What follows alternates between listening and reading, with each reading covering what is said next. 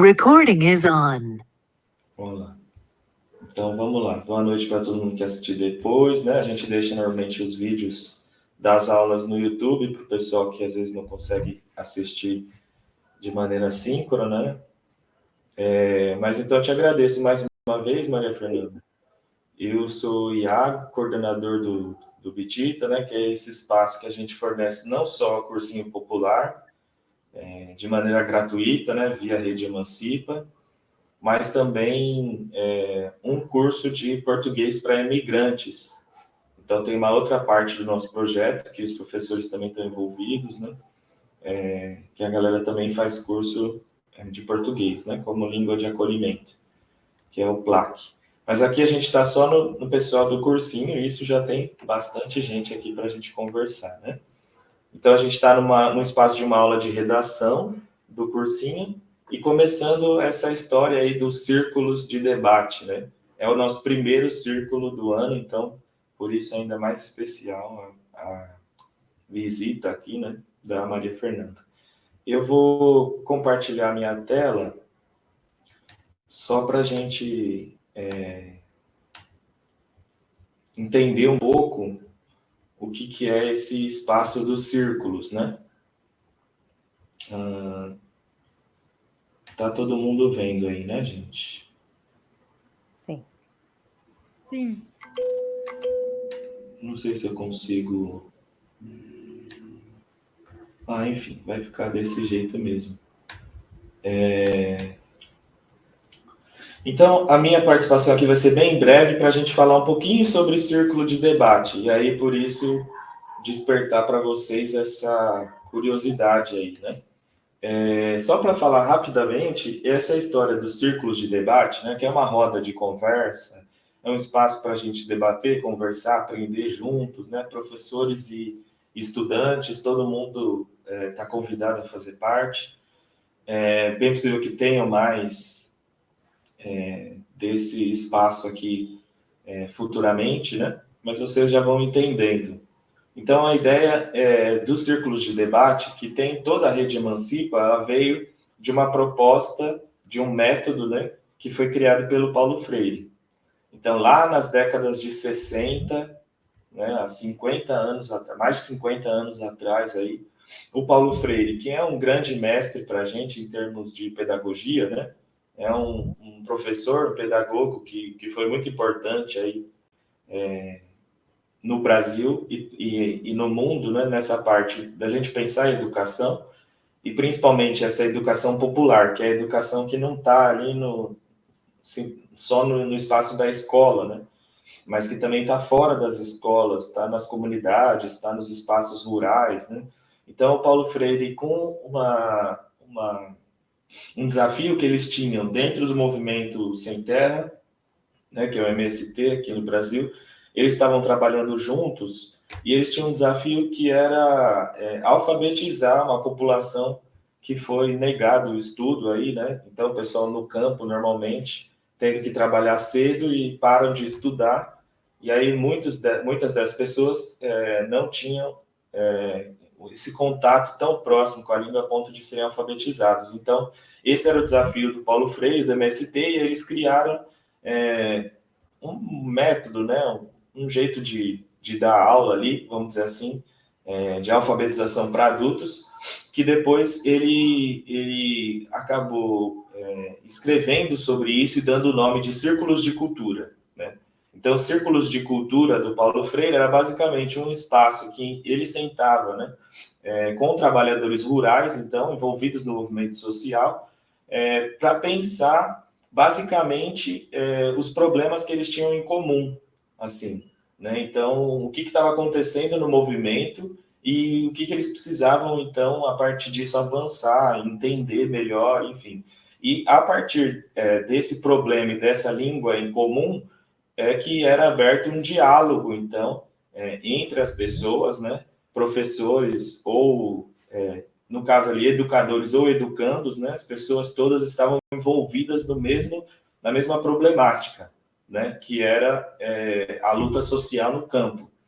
E aí, então, a partir dessa experiência, o Paulo Freire foi bastante reconhecido mundialmente como que ele conseguiu, né, fazer com que tantos adultos conseguissem aprender a ler, aprender a escrever a partir dessas ideias e dessas experiências que eram compartilhadas entre as próprias pessoas. Então, a ideia dele é que quando a gente discute, quando a gente está envolvido num debate que a gente se sente pertence, né, é muito mais fácil da gente, por exemplo, conseguir avançar no estudo, avançar na nossa proposta de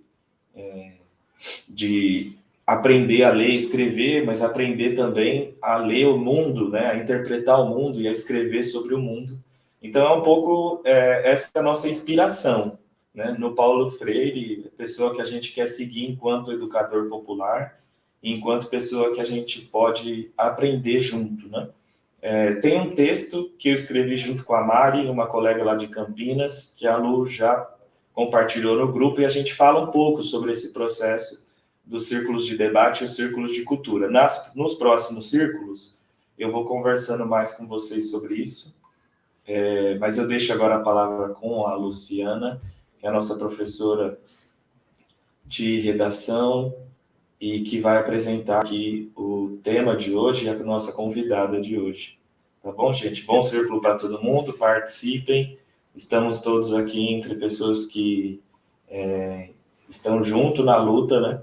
Como aqueles trabalhadores rurais lá do MST, estamos junto aqui na luta por uma educação mais inclusiva e também estamos junto nessa tentativa de interpretar o mundo, de saber um pouco mais sobre a nossa história e sobre como a gente pode se colocar, né, nessa realidade. Vai lá, Lu. Bom, obrigada, Iago, e muito obrigada, Maria Fernanda, por estar aqui com a gente. Eu estou muito feliz por você ter aceito esse convite de conversar com os nossos alunos. E estou muito emocionada também, porque apesar de eu já te conhecer, eu sou muito sua fã, então é uma honra poder receber você aqui com a gente, ter essa oportunidade de saber um pouco da sua atuação como defensora pública, porque a outra parte, enfim, eu já conheço um pouco mais, mas eu também acho interessantíssimo poder conhecer um pouco também da sua experiência como escritora e de como você pode contribuir também com essa abordagem, né, da prática da escrita com essa turma aí de pessoas que vão prestar vestibular, né? Eu quero falar muito brevemente também, porque eu sei que a gente tem pouco tempo para poder abrir o debate, mas eu queria só mostrar para os alunos esse livro, o 179 Resistência, não sei se vocês conseguem ver bem, ele foi o livro que a gente trabalhou na nossa aula de redação, um poema, o poema Milagros, e a gente fez um exercício de busca no dicionário analógico. Eu vou deixar para ler no final um poema desse livro, que é um livro que eu adoro, para a gente fechar o nosso encontro. Também queria mostrar o Enfim Imperatriz, que é o primeiro livro da Maria Fernanda. Com esse livro, ela ganhou o Prêmio Jabuti de Literatura, na categoria Contos. 179 Resistência, ela ganhou o prêmio também da Biblioteca Nacional. E o último que ela lançou, o ano passado, esse aqui, o Quem Está Vivo Levanta a Mão, com a orelha da Elídia, né? Eu comprei o livro, eu estava dando uma olhadinha, que é uma outra amiga nossa. Eu fico muito feliz de ser leitora da sua obra, conheço o valor que você tem como escritora, e estou muito emocionada mesmo de estar aqui. Iago, você pediu para falar? Ou... Não, é que eu não sei mexer nessas coisas aqui, mas eu queria aplaudir. Tem um jeito de aplaudir aqui. Tá bom, tá joia. Então, Maria Fernanda, eu vou começar assim falando um pouco sobre o tema da redação do Enem do ano passado, né? Que foi a motivação para poder fazer esse círculo. Eu tenho alguns alunos que já fizeram essa prova de redação no ano passado e eles ficam assim um pouco inseguros com a prova, como qualquer prova de vestibular, né? Na verdade, não é vestibular, mas é Enem, e o Enem é uma prova importante para o ingresso no vestibular. Mas aí, assim, eu tento falar com os alunos sobre a importância de interpretar os textos da coletânea, porque é isso que traz elementos para a gente discutir o assunto, né? Para a gente ter base para falar sobre aquilo que é proposto. E uma coisa que me chamou a atenção nessa proposta foi que, no ano de 97, foi criada uma lei, né? A Lei 9.534, que tornou o registro de nascimento gratuito no Brasil. E aí, assim, o que me chama a atenção é como pode, né? Primeiro, assim, 1997 não é tanto tempo assim, né? Se a gente for pensar no tempo da história, né? Então, antes de haver essa lei, as pessoas tinham que pagar para fazer o registro, né? E a gente sabe que a gente vive em um país muito desigual, então só o fato de essa lei ter sido instaurada no ano de 97 mostra uma temporalidade muito recente, né? Mas mesmo assim, mesmo com a criação dessa lei, as pessoas continuam enfrentando esse problema da invisibilidade, né?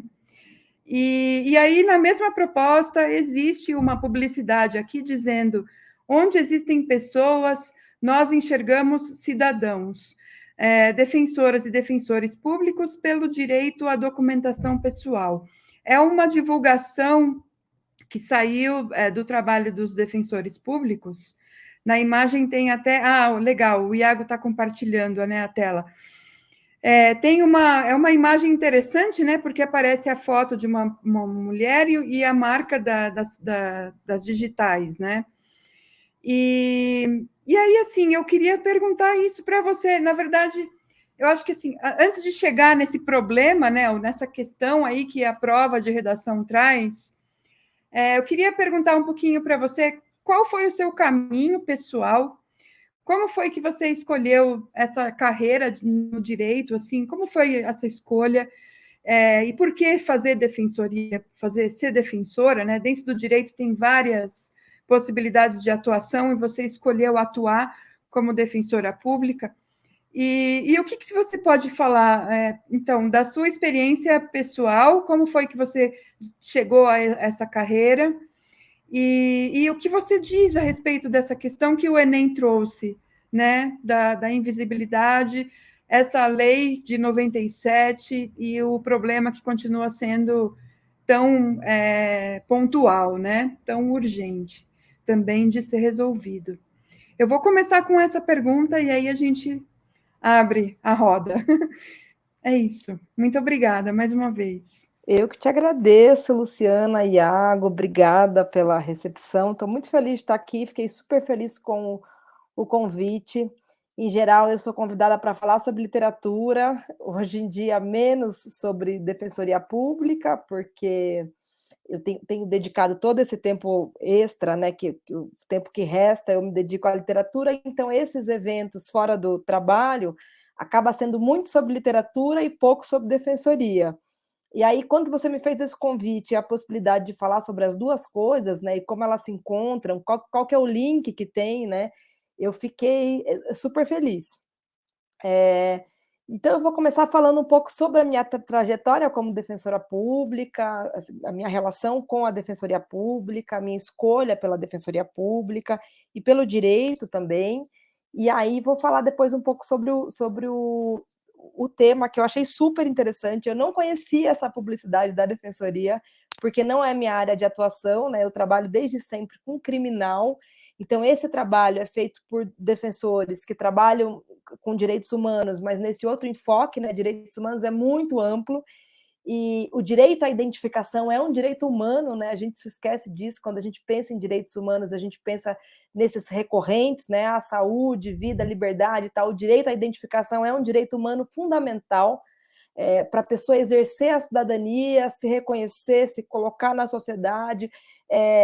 Você não consegue se inserir socialmente sem essa identificação, né? A identificação é uma chave de entrada para outros direitos e para a própria construção da subjetividade, né? Como é que você constrói a tua subjetividade se você não consegue nem ter aquele documento de apresentação?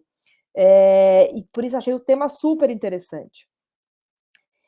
Eu sou defensora pública desde 2007, eu passei na Defensoria Pública em 2007, eu passei no primeiro concurso da Defensoria Pública. A Defensoria Pública de São Paulo, ela foi criada em 2006, para você ver como, quando a gente fala de acesso à justiça, quando a gente fala de democracia social, no Brasil, em São Paulo, é tudo muito recente. São Paulo, o estado mais rico do Brasil, criou a Defensoria Pública em 2006. Isso foi ontem, né? Faz muito pouco tempo que a gente não tinha Defensoria Pública, né? E antes disso, né, antes da criação da Defensoria Pública, existia um serviço de justiça gratuita que era feito pela Procuradoria do Estado. Então, o que é os procuradores do Estado? Eles também são concursados, né? Eles prestam um concurso. A Graziele tem razão, inacreditável, né? Parece mentira. 2006, a criação da Defensoria Pública de São Paulo. Foi assim, o antepenúltimo estado a criar Defensoria Pública. A Defensoria Pública do Rio, por exemplo, ela tem décadas de existência. E essa defesa das pessoas, o que acontecia com as pessoas que não podiam pagar advogado? Porque a Defensoria Pública é isso, é o acesso à justiça para quem não pode pagar advogado. Justamente para que o acesso à justiça não seja censitário, como vários outros direitos, inclusive esse, a identificação, né? O que significa que quem paga tem acesso ao direito, quem não tem dinheiro para pagar não tem. Então, a previsão constitucional da Defensoria Pública é justamente para que justiça não seja moeda de troca, justiça não seja mercadoria, seja direito de acesso restrito, tendo você dinheiro ou não. Se você tiver dinheiro, você contrata um advogado da sua preferência. Se você não tiver, você é defendido pela Defensoria Pública. Antes da existência da Defensoria Pública, como que funcionava? Essas pessoas que não tinham dinheiro para pagar um advogado, qualquer que fosse a área de atuação, elas eram defendidos por procuradores do Estado, que também são concursados, mas numa carreira que se chama Procuradoria Geral do Estado. O que fazem esses procuradores hoje, né, existindo Defensoria Pública? Eles defendem o Estado. Então, olha que coisa mais esquizofrênica, né? Existia uma carreira, que era a Procuradoria, que tinha uma parte desses procuradores que defendiam o Estado e uma outra parte que defendiam a população, muitas vezes processando o Estado. Então, se você tem um direito criminal, por exemplo, que é onde eu atuo, é o Estado, e, em contrapartida, aquele cidadão, aquela cidadã que está sendo acusado de alguma coisa. Então, o procurador do Estado, ele defendia o cidadão, ao mesmo tempo em que na outra parte estava o Estado, e ele estava sendo pago pelo Estado.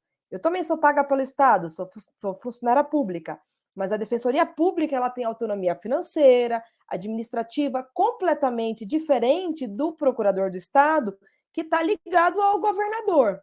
Então, a urgência da Defensoria Pública passava por muitas coisas, e uma delas era isso, essa situação meio esquizofrênica de você ter ali um procurador do Estado que tem uma carreira que está ligada ao governo do Estado de São Paulo, que, ao mesmo tempo, está defendendo aquele cidadão do próprio Estado, né?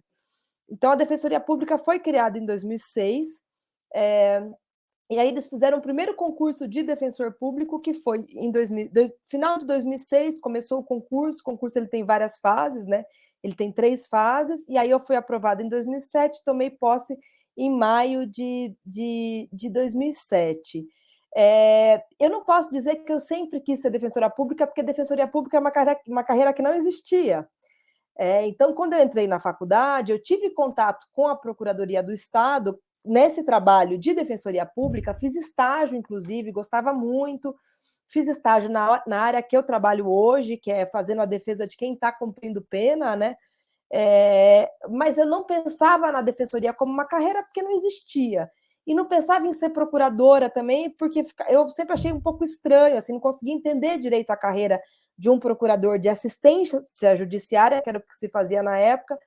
Então, minha ideia inicial era prestar concurso, mas não sabia muito bem para quê. Eu sempre gostei muito de direito criminal, né, de direito penal, que é o que eu atuo hoje. Mas, assim, eu me lembro que, na época, a minha ideia era ser promotora de justiça. mas eu sempre tive uma visão muito crítica do direito penal, que é o que a gente chama de criminologia crítica, né? De entender que existe uma questão social, né? Que o direito criminal ele não é só o direito criminal pura e simplesmente, né? Que você criminalizar condutas é sempre uma escolha, né? Você tipificar uma conduta, considerar aquela conduta como crime, isso é uma escolha social que muitas vezes ela é excludente, né? Muitas vezes ela passa por outras camadas que não propriamente só a proteção daquele bem jurídico. E aí, então, isso para mim, o Ministério Público ficava um pouco estranho, assim, não era muito bem a minha maneira de pensar, né? E fora, assim, acho que o desconforto acusatório, né? Eu teria um desconforto acusatório muito grande. Eu me sentiria desconfortável de acusar, em especial alguém que tivesse uma situação social ali vulnerável e tal. E aí, enquanto eu estudava para concurso, assim, estudando um pouco geral, assim, prestava vários concursos, a Defensoria Pública foi criada e aí eles soltaram o edital do concurso e o edital da Defensoria Pública ainda hoje é um edital muito sedutor, porque eles têm uma parte de direitos humanos, é a única carreira, assim, tirando algumas carreiras federais, que tem essa ênfase em direitos humanos. E acho que o que me seduziu foi o edital. Eu tinha tido direitos humanos muito brevemente na faculdade, e estudar direitos humanos te dá uma outra perspectiva do direito que eu nunca tinha tido na faculdade. É uma perspectiva não elitista, de você olhar para aquilo de outra forma, de você entender mesmo o que significa a justiça na prática, né? O que significa o acesso à justiça, você entender que a democracia ela passa pela democracia social, né? Que não existe democracia sem acesso integral e amplo à justiça, né? Que você fazer uma justiça que ela exclui é uma forma de você... agora acho que está tudo certo, agora desligou. É uma forma de você impedir que a democracia seja mesmo consolidada. Então, acho que esse estudo de direitos humanos me fez querer ser defensora pública, né? Entender o direito de uma outra forma que eu nunca tinha pensado. Acho que sim, Graziele, acho que esse olhar é exceção, sim, dentro dos atores do sistema de justiça, né? Acho que tem profissionais em todas as áreas, a gente tem juízes muito progressistas, promotores de justiça muito progressistas, mas em termos de instituição, essa visão institucional, eu acho que você tem razão, acho que é exceção entre os atores ali desse cenário de justiça. Mas acho que não poderia ser diferente, né? Se a Defensoria Pública se distancia dessa visão crítica do direito, né? Se ela não consegue conceber o direito e o acesso à justiça dessa forma como eu estou descrevendo para você, a Defensoria Pública está desvirtuando aquele sentido constitucional de por que ela foi criada, né? Ela está se tornando só uma carreira jurídica, burocrata, e o direito é muito burocrático, né? Ele tem essa característica que, ao mesmo tempo, ela traz segurança. Às vezes os estagiários dizem assim, nossa, mas o direito é muito burocrático, e é mesmo. Mas, em alguma medida, o direito precisa ser burocrático, não essa burocracia ruim, que a gente sempre se refere, mas no sentido de regramento. Porque não dá para ser informal, ele tem que ter uma certa formalidade, porque é essa formalidade que garante que as pessoas sejam tratadas de maneira igual. Então, quando você regra aquilo, né, quando você cria regras para aquilo, você precisa criar regras para engessar um pouco o sistema de justiça, e tem que ter prazo, tem que ter ali, tem que funcionar daquela determinada forma, como se fosse uma repetição, para que você minimize as injustiças. Porque senão, se você cria uma coisa nada burocrática e você vai sempre inovando na aplicação da justiça, a chance de você criar alguma coisa injusta é muito grande. Então, em alguma medida, tem que ter essa burocracia, né, esse engessamento, essa fantasia assim, burocrática, né, para aquilo ter menos chance da gente cometer injustiça. Mas acho que essa burocracia, no sentido pejorativo, quando a gente pensa, é o que a Defensoria Pública tem que se afastar. E nesse afastamento dessa burocracia que acho que entra essa questão do direito à identidade, né? Porque a pessoa que não tem identidade, ela não vai chegar até a Defensoria Pública. Então, por isso que a Defensoria Pública também não pode ficar só nesse pedestal burocrático, esperando que o acesso, que se bata a porta e diga, olha, eu preciso da Defensoria Pública porque não tenho identidade.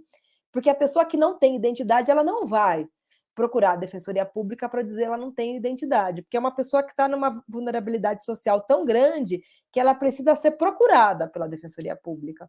Então, esse tipo, eu não conhecia a propaganda, achei muito legal a arte da propaganda, porque isso deve ter sido alguma propaganda desses mutirões que a Defensoria Pública faz, né, de ir até os locais, favela. Eles fazem muito esse trabalho com morador de rua, assim, de montar uma tenda mesmo, ou uma van, que é a Defensoria Pública itinerante, né, de ir onde a pessoa está mais precisando, e é uma pessoa que não vai se deslocar, porque acho que tem até uma questão física, né? Essas pessoas que são mais vulneráveis, elas estão distantes até dos polos da defensoria, né? E olha que em vários bairros de São Paulo, as sedes da defensoria do bairro, ela nem está tão próxima ao fórum do bairro, justamente porque o fórum do bairro ele fica no centro daquele local. Então, em alguns bairros, assim, nos bairros mais carentes e afastados, às vezes a defensoria está um pouco distante desse fórum para estar mais perto dessa população. Mas mesmo assim, mesmo nessa situação, às vezes o acesso é difícil. Então, o interessante é você criar essa defensoria itinerante para que ela vá até esteja ali, né, disponível para essas pessoas, né? E você cria ali uma espécie de pronto-socorro, né? As pessoas vão chegando e vão dizendo quais são os problemas, né? E é engraçado, né? Porque esse direito à identificação é uma coisa tão básica que, em geral, a gente pressupõe que isso está resolvido, que a pessoa vai ter problema ali vai ter um uso capião, ela vai estar morando num terreno ali invadido há muitos anos e que é da prefeitura e precisa regularizar, ou sei lá, coisas urgentes, mas a gente pensa em tudo isso, violência doméstica, crime, mas identificação é o básico do básico, né? O que antecede tudo isso.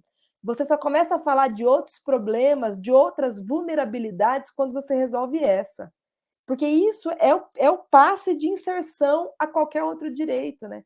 Você não faz uma carteirinha do SUS se você não tiver o seu documento, você não consegue ter acesso à saúde, você não consegue matricular seu filho na escola, você não consegue tirar seu título de eleitor e regularizar para você poder votar e participar das escolhas, né? Você não consegue participar da própria democracia, né? E aí, quanto mais vulnerável, mais alijado, né? Mais fora, mais excluído você está de qualquer processo democrático. Então, por isso a importância de você garantir essa documentação, porque é assim que você dá visibilidade, né? É assim que a pessoa diz, eu existo, né? Eu existo, eu tenho um nome, eu tenho uma identificação, eu tenho um número. A importância... Aí isso entra essa burocracia importante que eu estou dizendo, né? Porque o que é o documento de identidade? É uma burocracia, né? A gente tem um número, a gente tem um nome, tem ali Secretaria de Segurança Pública de São Paulo, tudo isso é burocracia, mas é uma burocracia importante, esse número é importante, porque isso dá visibilidade, né? Eu existo, eu tenho um número de identidade, né? Eu sou Maria Fernanda dos Santos Elias Magro. Pode ter outra Maria Fernanda dos Santos Elias Magro, mas não com essa data de nascimento, com esse... É isso que a individualidade, ela passa por isso, ela passa por essa burocracia, né? Mas acho que antes de... Uma vez eu escrevi uma coisa assim em redes sociais, quando estava fazendo aniversário de Defensoria Pública, né? Sobre ser defensora pública, que se eu pensar, acho que eu sempre fui defensora pública antes mesmo de ser defensoria pública, antes de existir a defensoria pública, ou de eu desejar ser defensora pública, né? Porque eu acho que tem muito a ver com essa indignação diante de injustiça, né? Que acho que muita gente tem, né? E muita gente que não é do direito, né? Quando você vê uma situação de injustiça e você fica realmente indignado com aquilo, mas assim, profundamente indignado com aquilo, né? E é uma coisa que não tem nada a ver com você, mas tem tudo a ver com você, né? Acho que isso também é ser defensora pública, né? Acho que tem alguém querendo falar, Eduarda. Vamos lá, Eduarda, o microfone é seu. Vamos te ouvir agora. Vamos lá.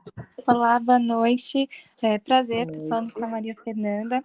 Eu tenho uma pergunta sobre a sua impressão de como o Estado de São Paulo está atuando nesse problema. Você falou que, sobretudo aqui na cidade, tem esses mutirões, né, que a Defensoria abre essas oportunidades, vai, de certa forma, atrás a essas pessoas que não conseguem, mas eu tenho a impressão, eu não fiz nenhuma pesquisa prévia, de que existe uma discrepância entre a demanda, né, do Brasil, que as regiões norte e nordeste, eu tenho a impressão que demandam mais, e os estados que eu acho que tem mais defensores, ou tem uma qualidade melhor nesse serviço, sobretudo, né, de reconhecimento, registro civil, são aqui, sudoeste e tal. Você tem essa impressão também? E o estado de São Paulo, que é onde você atua aqui, sobretudo na cidade, está tendo um papel interessante? Você acha que está bom? Pelo histórico que você acompanhou, melhorou, estagnou? Como é? Você pode passar um pouco para a gente sobre isso? Legal, Eduarda, muito legal. Acho que você tem toda a razão. Eu acho que tem uma discrepância absurda das defensorias dos estados, mas as defensorias estaduais, elas são regidas por cada estado. Então, tem uma lei própria, são concursos próprios. Então, se você presta concurso para ser defensora pública do estado de São Paulo, você atua só em São Paulo. Quem cria cargo de defensoria de São Paulo é o governo do estado de São Paulo, entendeu? É diferente da Defensoria Pública da União, em que aí é uma criação federal, né? E aí tem uma distribuição, e por isso também que a distribuição é tão desigual. Porque aí depende da boa vontade de cada estado, se a carreira é nova ou se a carreira é velha, né? Você tem, por exemplo, no Paraná, que a Defensoria Pública é recentíssima, muito mais que a nossa, tem pouquíssimos defensores públicos. Você tem a Defensoria Pública da Bahia, que é uma defensoria antiga, que é um estado menos rico que o estado do Paraná, tem mais defensores. Mas acho que você tem razão, acho que tem uma discrepância, sim, mas é uma discrepância que não dá para ser corrigida em nível federal, porque não é esse ente da federação, né, não é o governo federal que vai distribuir os defensores nos estados. Cada estado cria a sua. O cargo de defensor público ele é criado por lei. Então, o estado do Rio de Janeiro criou ali, e tem que ser aprovado e tal, 30 cargos de novos defensores públicos. O estado de São Paulo criou tanto. Então, isso fica muito a cargo dos estados. Então, é difícil mesmo você conseguir ter uma distribuição que seja de acordo com... que acho que tem dois critérios, né? População, né? Densidade populacional e tal, quantas pessoas tem naquele estado, e vulnerabilidade de cada estado. E vulnerabilidade não é só econômica, né? A Defensoria Pública, o grosso de atendimento da Defensoria Pública pressupõe uma vulnerabilidade econômica, mas você pode ter uma vulnerabilidade que passa por outras questões. Você pode ter uma pessoa que é vulnerável, não é do ponto de vista financeiro, mas que por uma outra situação social ou qualquer outra situação se encontra numa situação de vulnerabilidade. A Defensoria Pública ela atua fazendo a defesa de pessoas que ou querem processar ou estão sendo processadas que não têm dinheiro para pagar um advogado, mas também, ainda que você tenha, se você fizer parte de uma minoria, se você for gay, dependendo da situação, a Defensoria Pública pode atuar. Os povos indígenas, outro exemplo, têm dificuldade de acesso, você tem toda a razão. E aqui em São Paulo a gente tem população indígena, né, por incrível que pareça, mas acho que hoje em dia acho que choca menos essa informação do que alguns anos atrás. Eu me lembro que quando eu entrei na Defensoria Pública, tem um presídio que a gente atua, que é o presídio de Parelheiros, que fica dentro dentro da cidade de São Paulo, né? Mas que é um presídio longíssimo, e em Parelheiros tem uma aldeia indígena, então a gente tem população indígena presa, cumprindo pena em Parelheiros. Eu lembro que na época, quando entrei na Defensoria Pública, isso foi um dado que me espantou. Mas acho que hoje em dia a gente tem mais essa noção, né, de que existe população indígena em São Paulo. Aí você me perguntou sobre se eu acho que esse trabalho da Defensoria Pública dá conta dessa demanda. Eu não tenho nenhum dado para te dizer se dá conta ou não, porque não é uma coisa que eu atuo, eu só atuo em área criminal mesmo, então, assim, eu sei do trabalho, mas eu não teria elemento para te dizer se dá conta da demanda, mas eu arrisco a dizer que não dá conta da demanda, porque eu acho que a Defensoria Pública não dá conta de nenhuma demanda integralmente. Acho que cresceu nos últimos anos, até porque teve um crescimento no número de cargos, então você tem mais defensores e defensoras espalhados pelo estado inteiro, mas a gente não dá conta da demanda. Se você comparar o número de defensores públicos com o número de promotores de justiça, por exemplo, tem uma discrepância. Não acho que a divisão, hoje em dia, seria a divisão ideal em termos de onde está a população mais vulnerável do Estado. A gente tem áreas de população mais vulnerável. Não sei se o número de defensores públicos é proporcional, atende essa proporcionalidade, vulnerabilidade, número de defensores públicos, acho que não, mas também acho que é muito difícil você fazer essa equação de divisão ali para que mais pessoas vulneráveis tenham mais acesso à defensoria pública e, com isso, mais acesso à justiça, simplesmente pelo fato de que existe um déficit. Não tem defensores públicos suficientes para dar conta da demanda. Acho que isso é um fato.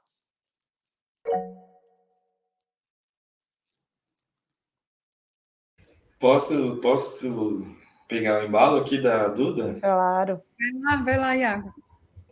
Mas legal demais. Eduarda participa dos círculos desde o ano passado, contribui muito com a gente.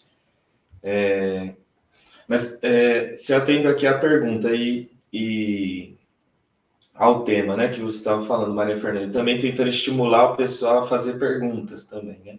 Eu fiquei com uma curiosidade, que é uma coisa que eu já pensava, né?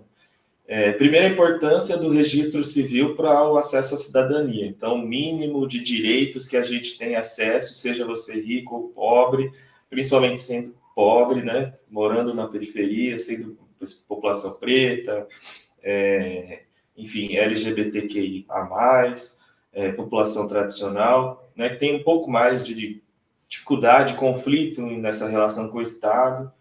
Então, a importância desse registro civil, isso eu acho que a gente não nega aqui, né? Mas aí, pensando duas coisas que derivam disso na minha cabeça. Primeiro, como que o Estado delega para os cartórios, que são normalmente instituições privadas, essa responsabilidade, né, do registro civil de toda a população. Então, assim, depende de um órgão privado, né, todo esse controle e essa certificação, não só do nosso nome, do nosso documento pessoal, mas de vários processos que exigem documentação, e aí são órgãos privados, né, dando essa fé pública. Então, eu queria que a Maria Fernanda, se pudesse falar um pouco mais sobre isso. Tem vários casos, né, tipo assim, de nomes que são trocados, por exemplo, né? Meu nome era mas eu cheguei lá no cartório, a pessoa do cartório escreveu diferente ali. Tem casos infinitos aí de nomes que foram suprimidos, por exemplo, né? Então, você é uma população, você é uma pessoa indígena que se reconhece como parte de alguma, né, etnia indígena. Na sua aldeia, normalmente você vai ter um nome, mas para o cartório, para o registro oficial do Estado, você vai ter outro nome, né? Então, como que também seria interessante a gente pensar que o registro civil é uma forma de visibilizar algo. Então, se você, a partir daquele momento, você está sendo visível para o Estado, mas também é uma forma de você invisibilizar uma parte da pessoa, que é uma parte que talvez não cabe no Estado. Entende, Maria Fernanda? Essa é a minha questão aqui.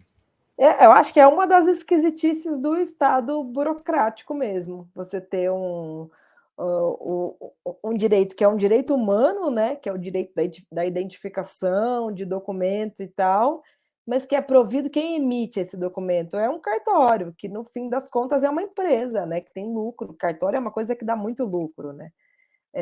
E que até não faz muito tempo era você adquirir o direito ao cartório e ia passando, ia ficando na família e tal, que é uma coisa absolutamente bizarra, né? Que você ganha uma herança, né?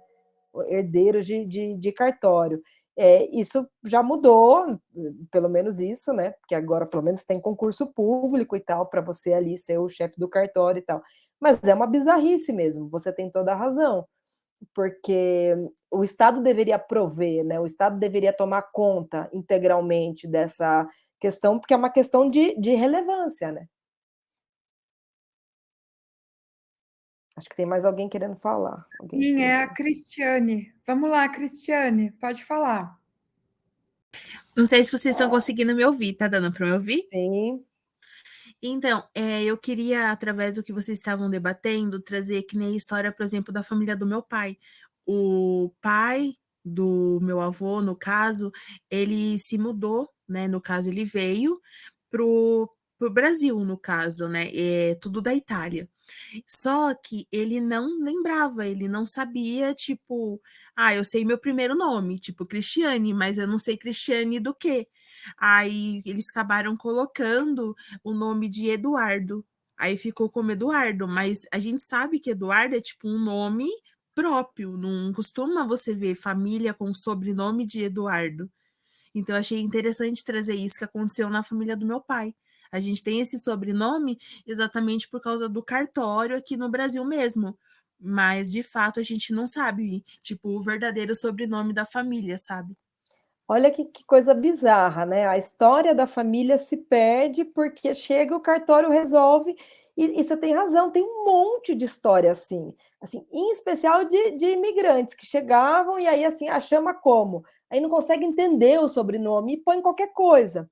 E você sabe que na minha família tem uma história assim meio semelhante. A família do meu pai é toda descendente de libaneses, vieram todos do Líbano. E aí meu pai conta que tinha um tio, avô, assim, tal, que veio do Líbano, aí chegou lá no Porto de Santos, e a gente está dizendo de bizarrice de cartório hoje e tal, era muito pior, né? Eles colocavam o que queria, e não quero registrar com esse nome, ou registrava com o nome errado, esse nome eu não vou aceitar, no outro cartório aceita. E aí ele chegou no Porto de Santos, um libanês, não falava nenhuma palavra em português, nenhuma, e aí eles não conseguiam entender o nome, que era um nome árabe, com um sobrenome árabe. E aí registraram ele como assim, José da Silva, inventaram um sobrenome super brasileiro, assim, José da Silva dos Santos.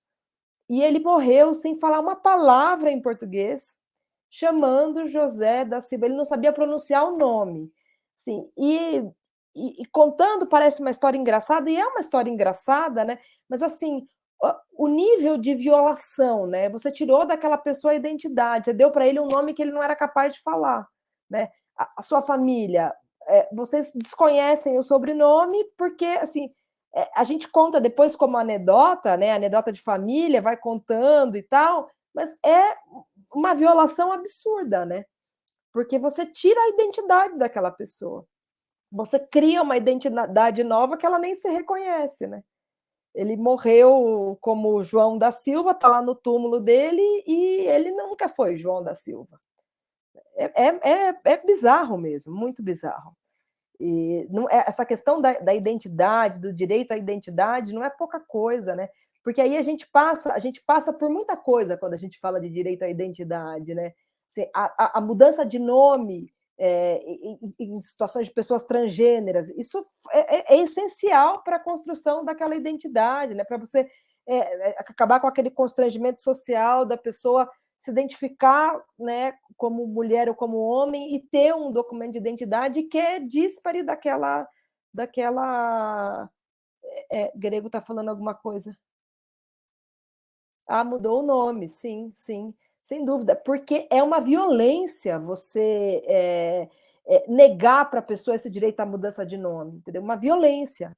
Então, essa questão de direito à identidade parece uma super básica, mas é altamente complexo e é um direito humano mesmo. É essencial para a construção da subjetividade.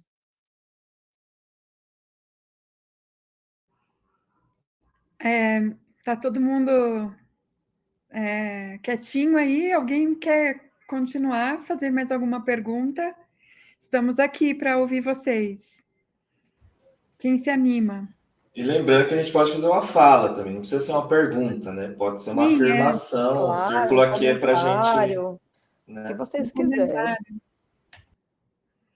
Eu vou, enquanto eles estão pensando aí no que eles podem comentar, eu vou pedir licença, então vou fazer uma pausa para ler aqui. O Grego fez algum comentário. A partir do ano de 2000, deixa eu ver se eu consigo pegar aqui. A partir do ano de 2018 para cá, sou oficialmente Gregório Brito Rodrigues.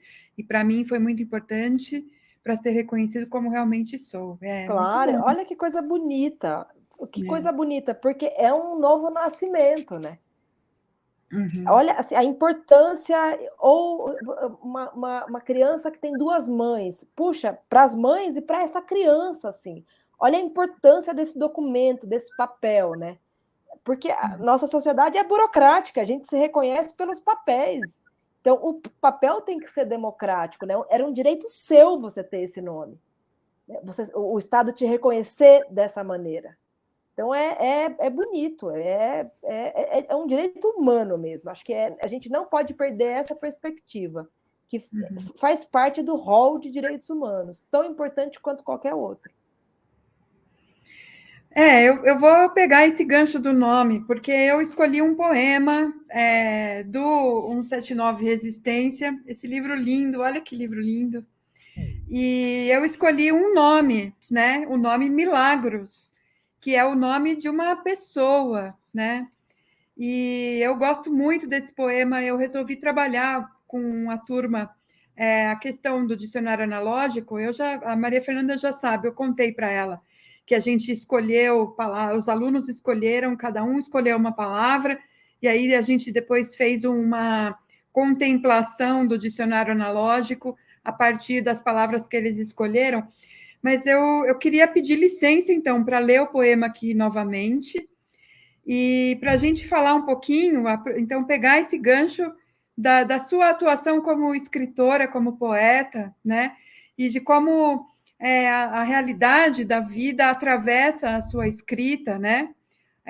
A forma como você registra o seu texto é muito tocante, eu acho que isso é muito forte, né? E é tão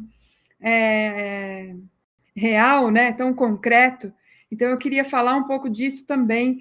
E aí, essa questão do nome, né? Porque você chamou o poema com o nome da pessoa, né? E não é qualquer nome, é um nome assim tão particular, né? Milagros.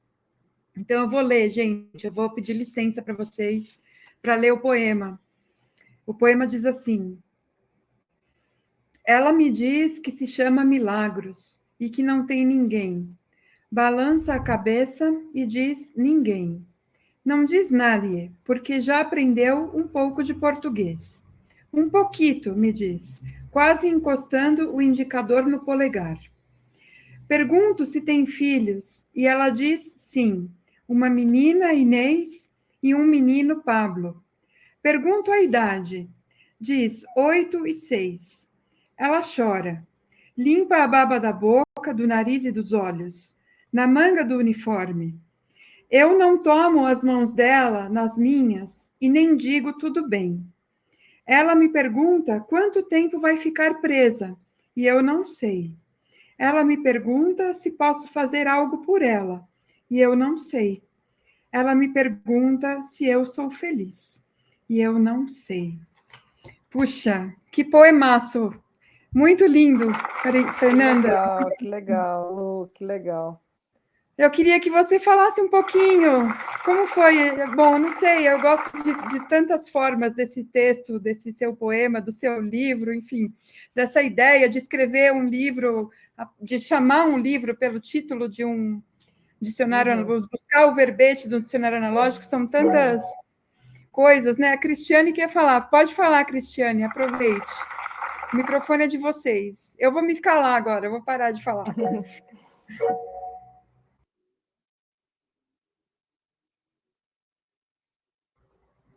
Pode ir, Cris. Pode ir, eu já falei. Não, agora não, é você. prof. Eu apertei a mãozinha sem querer quando eu fui apertar as palminhas. Tá bom. Nesse caso, eu posso falar, então? Sim, pode falar. Aproveitando, professora, que você leu um poema, também procurei alguns outros poemas da Maria Fernanda e vi 2. E esse livro, sobretudo, né, eu me identifiquei com várias partes dos poemas, porque eu me tornei mãe recentemente. Meu bebezinho tem 5 meses e sou mãe solo. Olha, Então, parabéns. obrigada. Então, assim, eu fiquei tocada em vários poemas, sobretudo naquele que é Sem Mofo, Nem Buracos, e também Aham. Quero Um de Longe e Nunca.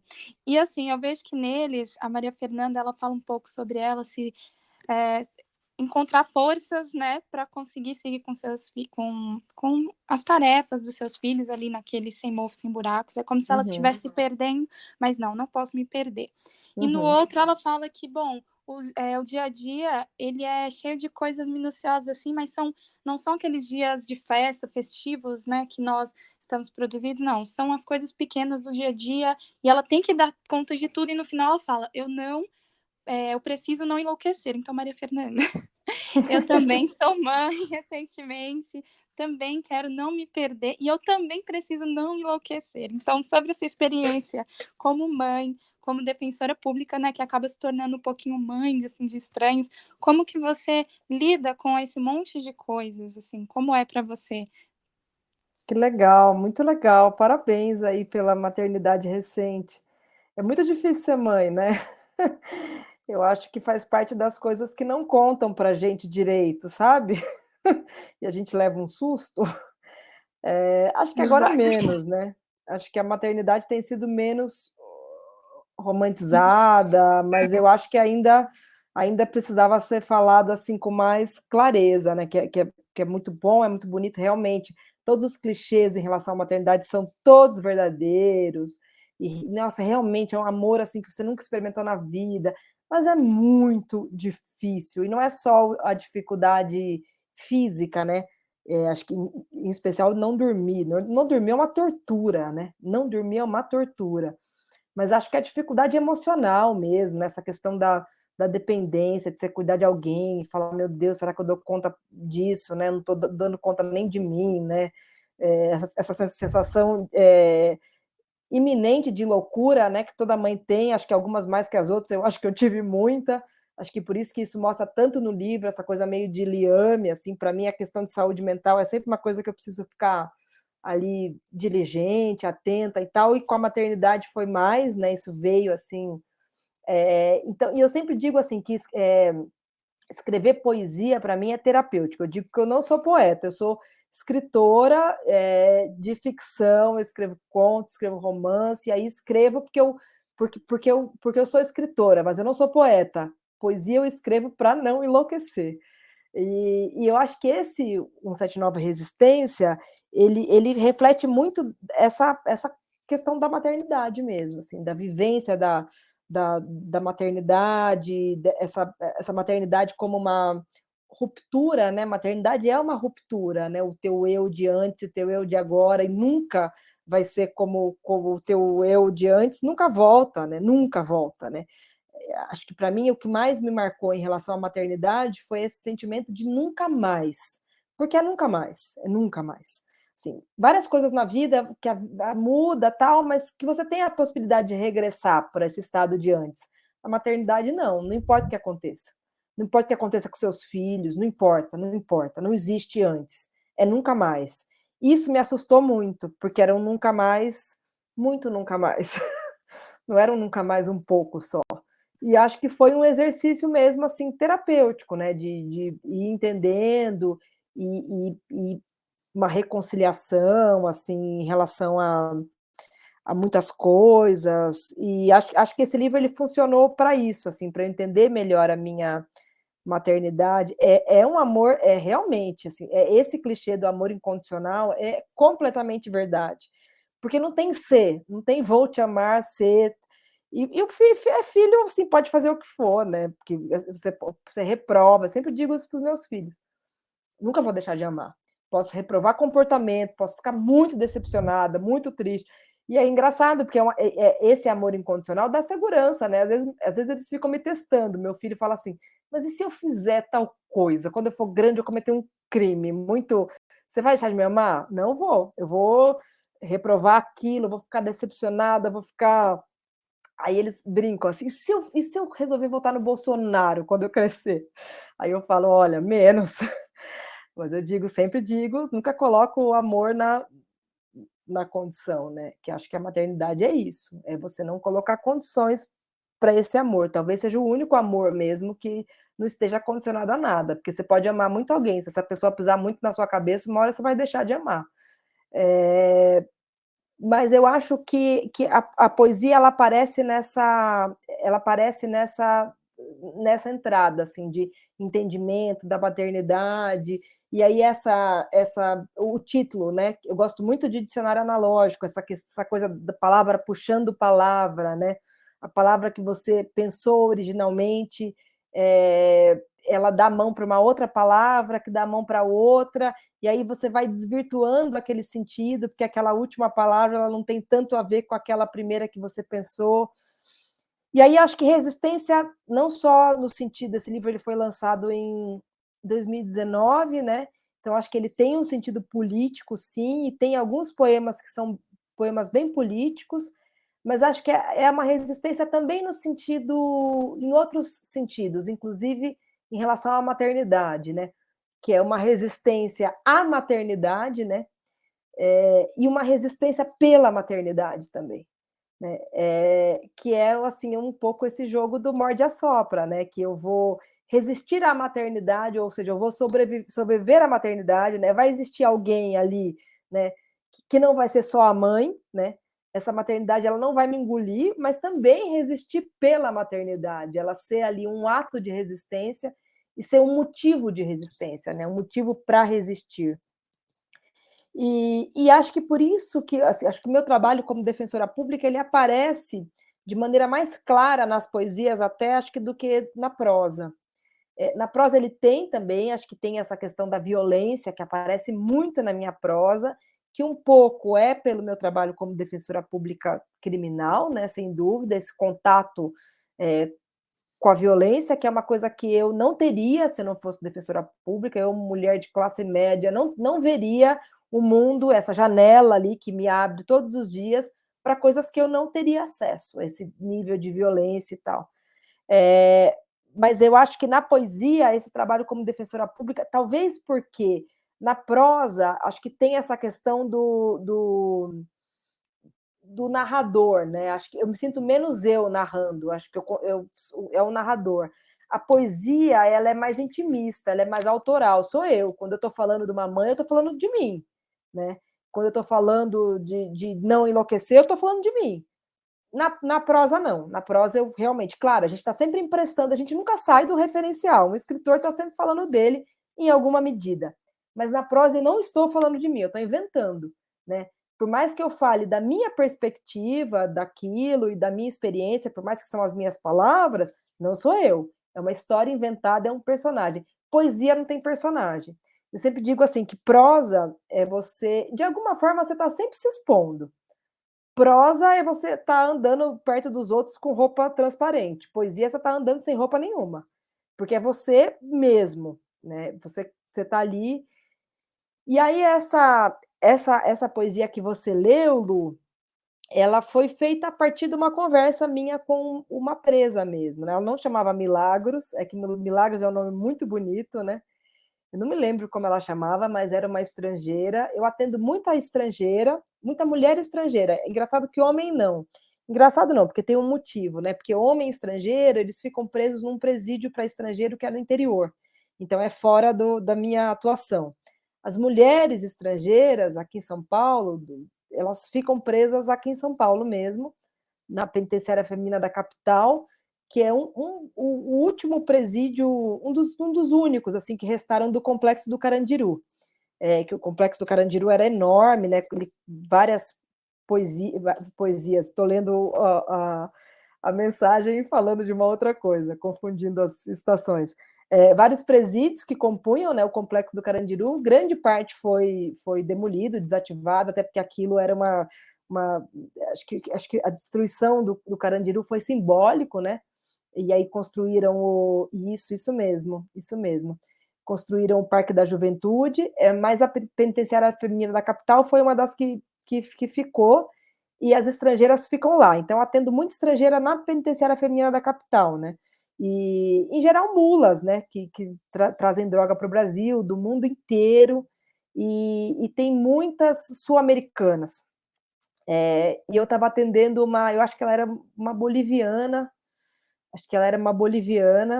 e uma funcionária me pediu para atender ela e falou que ela não falava. Ela ficava em silêncio, se recusava a falar, ela estava muito ali, traumatizada mesmo com a prisão, e era uma mulher muito vulnerável, não só pelo fato de ser estrangeira, porque era muito pobre, ela era indígena, e aí eu fui falar com ela e eu demorei muito para conseguir, fiquei pensando que talvez ela tivesse alguma coisa, porque ela realmente não falava e não olhava no olho. E aí, em determinado momento, ela começou a falar algumas coisas. E ela começou a falar quando ela falou dos filhos. Que aí acho que eu perguntei se tinha filho, sabe? Quando a pessoa olhou assim, e finalmente ela me olhou de verdade. E aí eu consegui tirar alguma coisa dela falando dos filhos. E não foi esse o diálogo, mas era um diálogo que eu acho que ser defensora pública é um exercício diário de empatia, né? Acho que, na verdade, empatia assim, é sempre bem-vindo, não importa o que você faça, né? Mas acho que ser defensora pública me obriga a exercer ali. E é difícil exercer empatia.